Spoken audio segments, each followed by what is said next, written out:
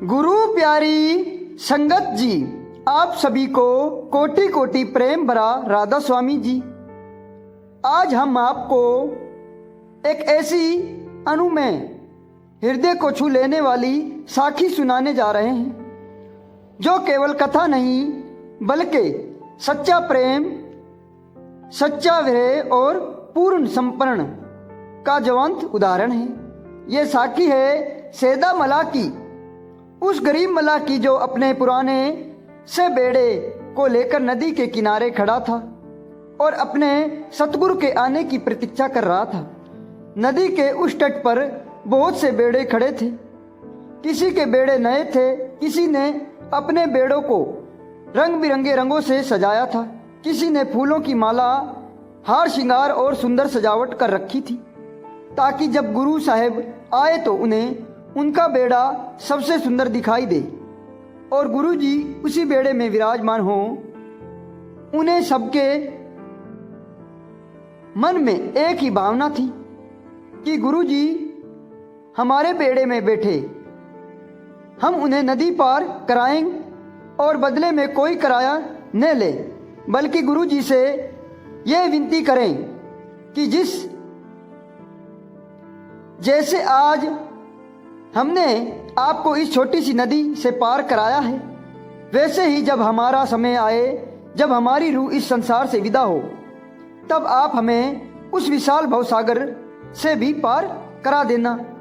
परंतु उन्हीं सबके बीच सैदा मल्लाह चुपचाप सबसे पीछे खड़ा था। उसके मन में भी गुरु के दर्शन की तीव्र तड़प थी।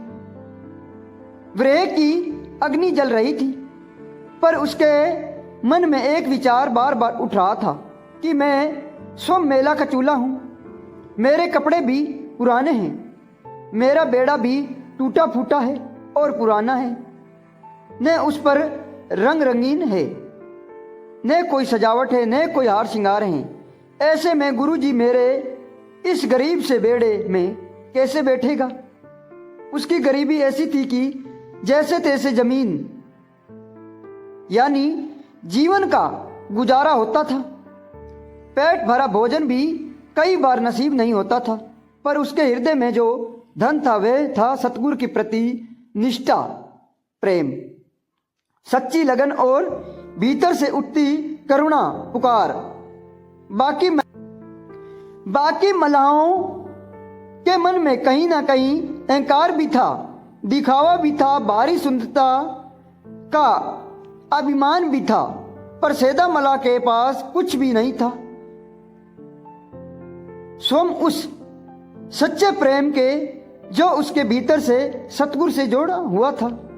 सतगुरु तो अंतर्यामी होता है, वह बाहर की चमक दमक नहीं देखता, वे कपड़ों की सफेदी नहीं देखता, वे बेड़े की नई पुरानी लकड़ी नहीं देखता, वे तो जीव के हृदय को देखता है, मन की पवित्रता को देखता है, भीतर की तड़प और प्रेम को परखता है।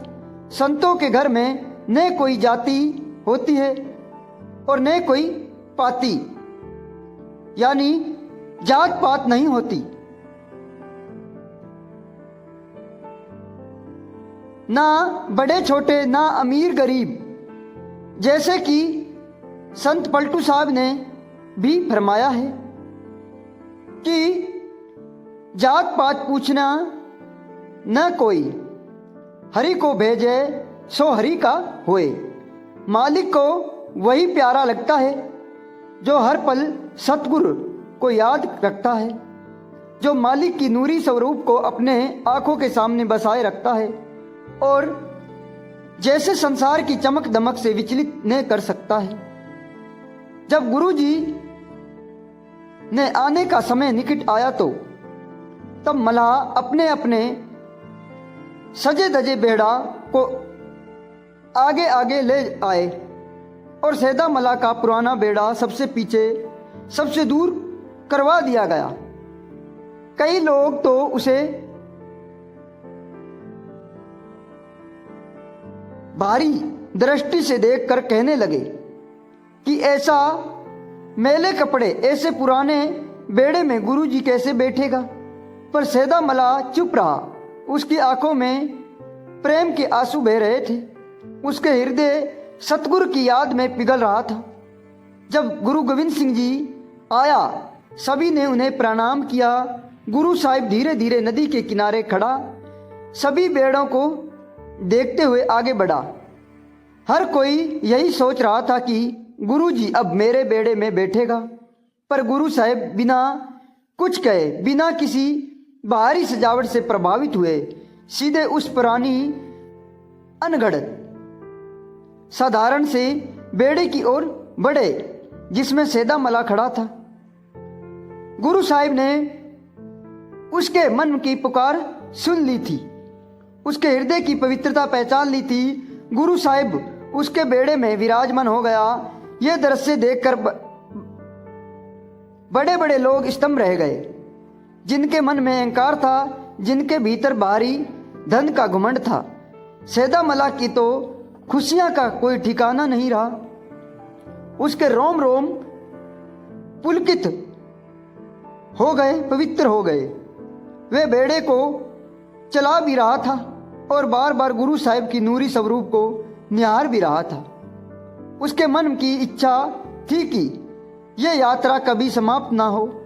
वे कभी इधर कभी उधर बेड़ा घुमाता रहा ताकि उसे अधिक से अधिक समय गुरु के दर्शन करने को मिल सके। उसका मन संसार से कट चुका था। वह पूरी रूप से गुरु प्रेम में डूबा गया। गुरु साहिब ने प्रेम से कहा, बेटा सैदा मला, अब मैं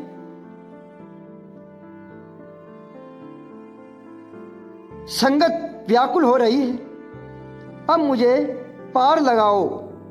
सैदा मला ने अत्यंत श्रद्धा से गुरु साहिब की नदी की पार उतारा।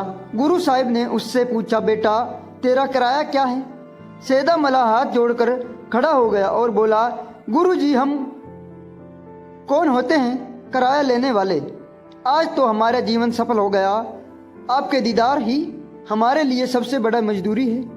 तब सैदा मला ने विनम्रता से कहा, गुरु जी मैंने तो आपको इस छोटी सी नदी से पार कराया है, पर जब मेरा समय आए, जब मुझे बुलावा मिले, तब आप मुझे उस भवसागर से भी पार करा देना। गुरु गोविंद सिंह जी ये सुनकर मुस्कुरा उठा और बोला, जाओ सैदा मला, मैंने तेरी 21 कुलें तार दी, यानी 21 पीढ़ी तार दी।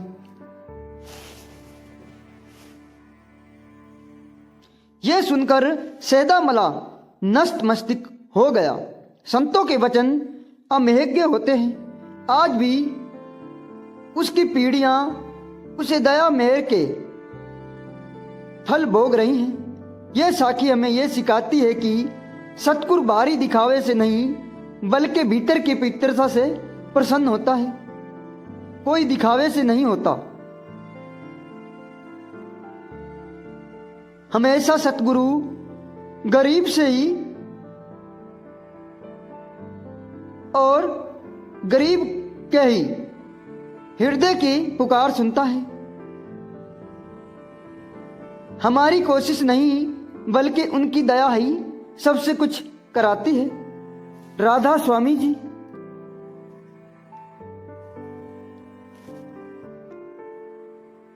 संगत जी, आज की साखी आपको अगर अच्छी लगी तो आप इस वीडियो को